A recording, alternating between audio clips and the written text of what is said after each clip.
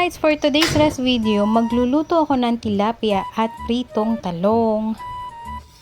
Una, pinrito ko muna yung mga tilapia.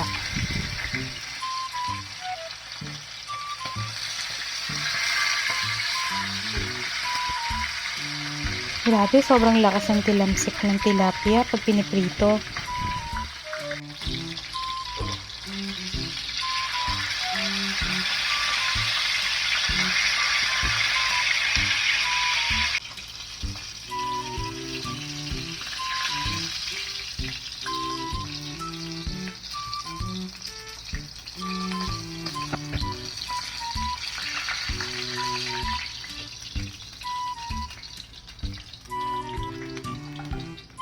Pagkatapos maluto ng tilapia, magpiprito naman ako ng talong.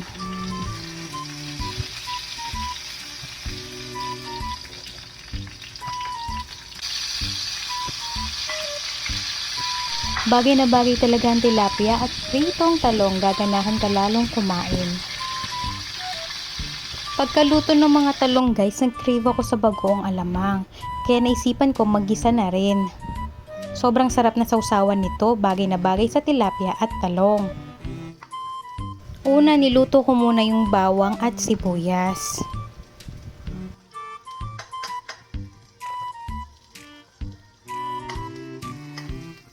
Halu-haluin lang natin hanggang maging brown na siya. Pagkatapos nyan, nilagay ko na rin yung bagoong alamang.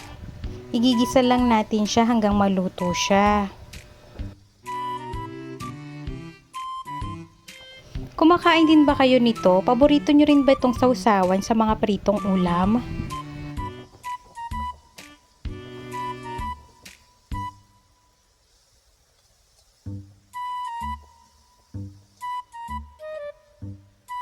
Tapos natin siyang igisa, nilagyan ko pala siya ng 4 na kutsara ng suka para mabawasan yung alat niya.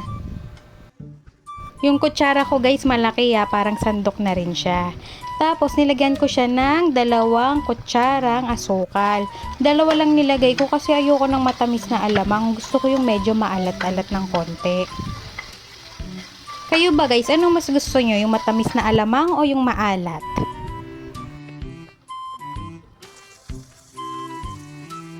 Pagkaluto guys, nilagay ko na rin pala siya sa lalagyan. Ayan, marami na akong sausawan. Tapos, niready ko na yung sausawan ko sa tilapia at talong. Nilagyan ko lang siya ng kalamansi. Tapos, syempre, hindi mawawala sili. Sino mahilig sa sili, guys? Ako kasi hindi makakain pag walang sili. Sobrang favorite ko talaga ang sili. Mahilig ako sa maanghang. Tingnan na guys, luto na silang lahat. Mapaparami na naman ako ng kain ng kanin nito.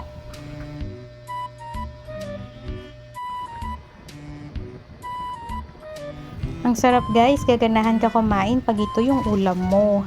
Yun lang, thank you for watching. Follow for more videos. Bye bye!